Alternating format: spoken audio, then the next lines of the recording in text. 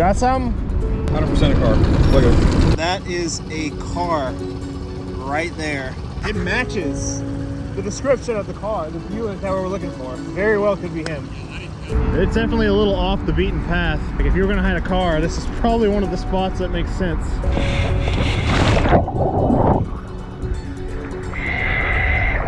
There is the VIN plate. We usually can't find these. We was out scuba diving in the river and we found a car that we wanted to report. Okay. But I don't know if y'all knew about it, if it was, maybe we could run it, see if it's linked to any. We're about to find out what it is. Anything coming back to that VIN? Yeah. I don't know if we'll say anything or not, but we got some people coming down to try to get it down.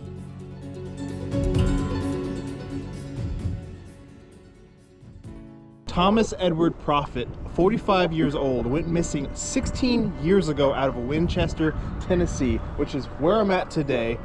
What river are we at? We're in the Kentucky River. Kentucky River. The Kentucky River. Now I'm out here with Exploring with Nug, who brought this case to my attention and gave me a shout, and we met up today to search for Thomas. This is kind of a popular case, but there's a lot of details that go into this case. Ton of details. There's podcasts that have been done on this. Yeah. Lots of people have been searching. Conflicting stories. One says suicide, other one says foul play. Yeah, that was interesting. Like I was listening to the podcast, and if you guys want to, I'll have the link below. It's really interesting. It goes much more into detail. But essentially, Thomas was about to have he just had a grandchild, and he was about to go see the grandchild, I guess the next day it sounded like. Yep. When he went missing. But he was also remarried to his second wife, and her story is that he left with suicidal tendencies, saying something about "I'm going to the river." Yeah. Now that right there immediately is like a huge red flag. Right. You know, it's like he gets the call, his granddaughter's been born, he's excited, he's gonna go see her, then he kills himself. But his whole family, who's known him a lot longer than his new wife, they were only married like less than a year when he went missing. His whole family says he was a hardworking family man, you know, really excited to see his new granddaughter. It just doesn't make sense. There's a lot of red flags. So no, it doesn't. Based on his second wife talking about the river, and his car is also missing. What was it, a maroon? It was a Buick Century, I believe. Century? Yeah. It's maroon though, right? I believe so, yeah. Anytime the car is missing, and along with the person, we check the bodies of water closest to where they were last seen first. So that's what we're doing today. We have our boats out here. We got the sonar we're going to be running, and it may be a little difficult because it's an 16-year-old case to find a car. But Jeremy actually was already out here for about 30 minutes ago, and you already found, you said, a couple anomalies. There are 2 anomalies that I think we should dive on, or at least hit with the magnet. If the magnets do grab it, then we should dive in and see. All I can tell is they're man-made. Yeah. But the car's been out here underwater for 16 years. It's not going to be a lot. No, it's going to be not left at all, especially this river rages. So but if we could get something, a decal, a hubcap, even the tag, that would be breaking news. It would be amazing. Yeah, I mean, because the whole family's been searching, even 16 years later, trying to find answers. So we're going to do everything we can today and try to help them out.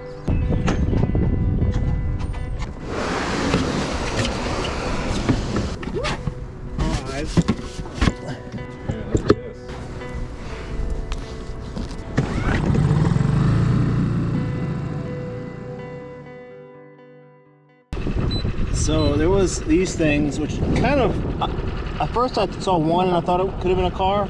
Jeremy said it's some rectangle concrete barriers, but they do have a similar interesting shape to a car.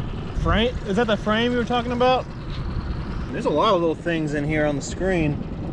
Looks like some tires. I don't know what that is. It might be a log, but it looks kind of like a boat upside down. Tons of stuff over here.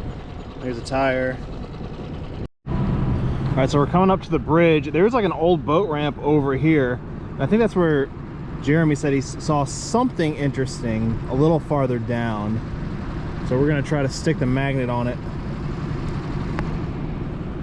But I don't know if that was an old boat ramp. That thing, I wouldn't have gone down that with my boat, but definitely some sort of old fishing trail at least.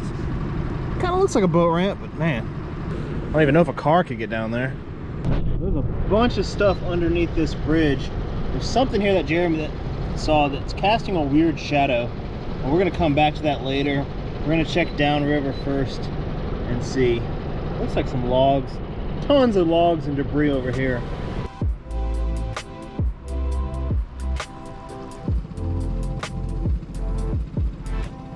Something coming up here. Some huge square shaped object. Maybe an old boat, a big barge or something. I'm not sure what it is, but definitely not a car. Man, I just hit a huge log in the water, dude. That scared me, man. It's floating, luckily, because it just went under my motor, but like, that thing's big. Dude, there's a cave right here. I think we could definitely walk up this one. I want to see you climb up that rope. Well, that looks sketchy. Well, somebody left it here for us, so we have to use the rope. I'm gonna see if it holds your weight first. I'll catch you if you fall. No, you won't. This is probably a bad idea. How well is it tied? Golly. I hope getting down is easy. Guys, check out this huge cave we found. I think this is part of a mining quarry. This is pretty cool. We're definitely not the first ones here. God, man, this is crazy. Wonder if you can drink this water. Yeah, drink it. Go ahead. Dude, it just keeps going on and on. There's a speck of light way down there. This is pretty cool. All right, so we didn't really see anything in there, but it was so massive. It just goes on for so long. I don't know what they were mining, but it looks really cool. Now we gotta walk it back down.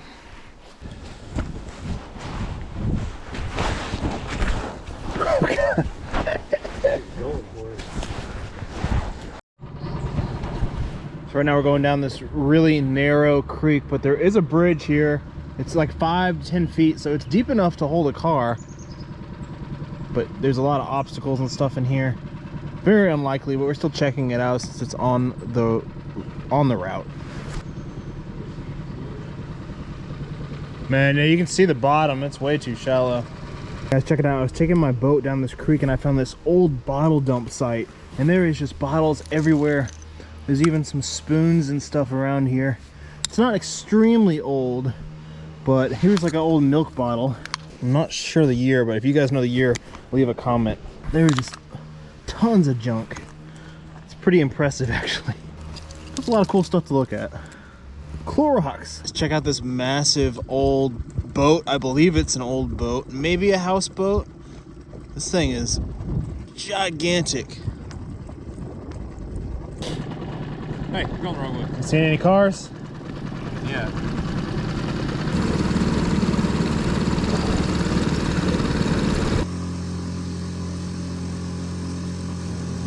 All right, guys, we're coming up to these bridges. There's 2 car bridges. This one's like a single or double, pretty small bridge. And there's a bigger one in the background. So I think I saw a boat farther back a little ways. We might go back over that if we don't find anything down here. But we're gonna keep on searching, and we're gonna check underneath these bridges and just see by chance if there's any vehicles. All right, we are underneath this main bridge. There was a whole bunch of junk, debris and stuff. I don't see anything that looks like a car. There's an old boat ramp that Jeremy's checking out. Let's go see if he sees anything. You got something? You do? Right here? 100% a car. Look at it. I mean, that looks like a car. That looks like a... That's got to be a car. That looks like a car to me. I mean, the roof, maybe this is the butt end of it. That's got to be a window, maybe. Does that match the car? I haven't even looked, honestly. I don't even know what we're looking at. Like, I don't know the kind of... I know it's a Buick Century, but I have no idea what they look like. Let me look at a picture. So that's the car he just pulled up on Google, and that's what we're looking at. Well, it's a 2005, so I mean it's similar. That's really rounded edges, and that's the same thing. Man, my hair's standing up. That's got to be. It's a car. Is this a restaurant? So we can drive down to this boat ramp. Yeah, we can park right here. Well, it used to be a boat ramp. It looks old too. It's probably about the right 97 Buick Century. Uh-oh. That doesn't look like an accident. Like, there's nowhere to drive a car. No, and that's kind of like a not popular boat ramp. I don't even, 15 years ago, maybe this was a lot cleaner. It looks like it used to be a good boat ramp, you know, 20 years ago.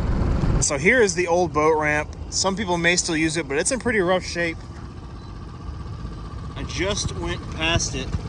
It's kind of blurry on my screen, but that is a car right there. Here's a clearer picture of it that Jeremy took. This thing, it matches the description of the car, the Buick that we were looking for. And it's right off the boat ramp. Very well could be him. But is it a public boat ramp or what is this? I'm gonna get out and look. So here's the boat ramp. This thing is really old and it'd be difficult to get a boat down here. It looks like people have done it not too long ago though. There's definitely been fires, people coming out here and drinking by the looks of it. But this is 100% how the car got here. Still don't know if it's the car, but we're gonna find out. And it's kind of weird because there's like car floor mats everywhere. Here's a part of an old car. Looks like a tail light or some sort of light reflector.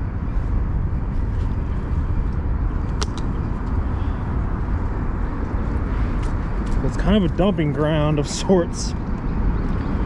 So we're near this restaurant over here, this barbecue place.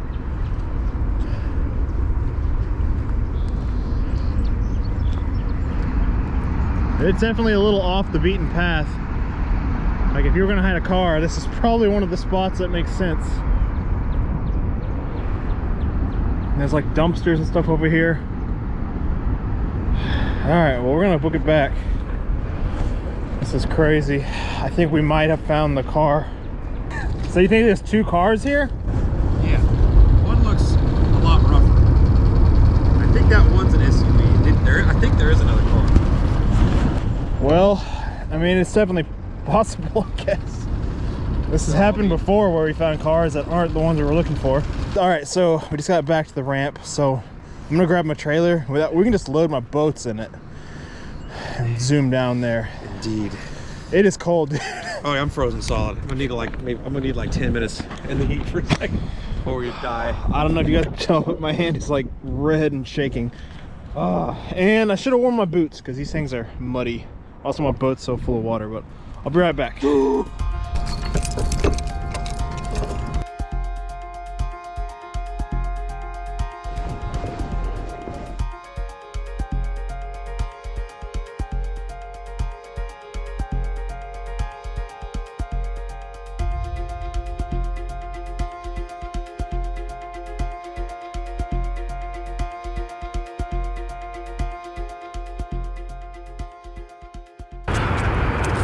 We got his boat down. This boat ramp is so muddy and old, which is kind of a good sign because it's an older car we're looking for. I'm getting my dry suit put on right now, and Jeremy's trying to see if there's a second car in the water. He has one of them marked. He seemed like he might have found a second one. We'll see. All right, got my gear on. Let's go talk to Jeremy, see if he found another one. All right, man, what's the word? Did you find anything else? I didn't. Didn't? I don't think this is the second car, just because you can compare it to the size of that car, and it's just teeny. That's a small car. Well, no, well, it looks like a car, but I'm skeptical now after I looked. I think it's a hatchback of some sort. But if I had to put money on it, I'd say Kia Soul. You think so? But I could be wrong. I've been wrong before. Well, so we'll go. One way to find out. We'll go dive over there and check it out. What's the depth? Like 25. 25. Probably like a 6-inch visibility, I'm guessing. Barely. But you have a current, so it'll wash away whatever you kick up. Could be way worse visibility, but yeah, you'll be able to see a little bit. So I mean, you'll be able to see the tag, get it off if there is a tag. Yeah. All that stuff. All right, let's go do it.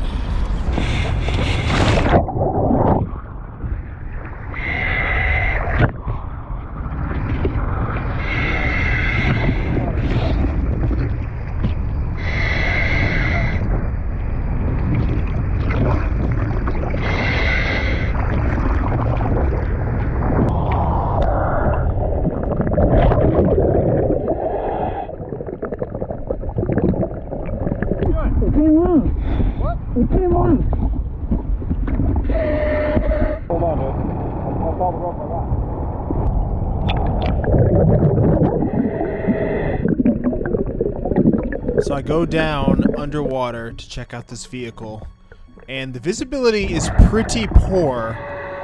So right here, I'm on the left side of the vehicle, which is facing upriver. And I'm going around basically checking in the windows, which were all either down or busted open. And I'm checking for emblems, checking to see if there is a body or anything inside. It's pretty covered in mussels, and you can see there's sticks jammed all inside the vehicle. This has been underwater a long time. And this river floods pretty hard, so it's definitely probably shifted around. So I'm trying to rub around, look at the color of the paint, try to find the make and model.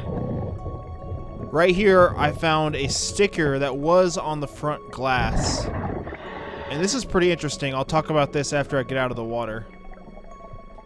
And here you can see is the VIN plate underneath the window, where the window used to be on the front windshield. And I'm trying to pull it off now. Alright, so that was a pretty difficult dive. The current was one of the worst I've gone dove in. There was no plate on the car. It was an SUV. Some sort of four-door SUV. There was no emblems that I could find. Like half the car is kind of buried. All the windows are smashed in. No person inside that I could see. I was able to get this VIN plate though off the front, under where the windshield in the front where it is. So we can definitely give the police a call to report it based on this number. And the weird part was, I don't know if you have it. There was a still in the boat. A Lexington, the hospital where the daughter of Thomas was it the granddaughter that had the baby? Was at Lexington. Mm-hmm. But that little thing inside the car said staff. So I think it's a staff worker's car from the Lexington hospital. Probably stolen. I don't know, but that's kind of weird coincidence. There's no plate on it, so it's probably stolen. All the windows are, I think, down or smashed. I mean, they're all open, I suppose. So. Yeah. But that's we usually can't find these.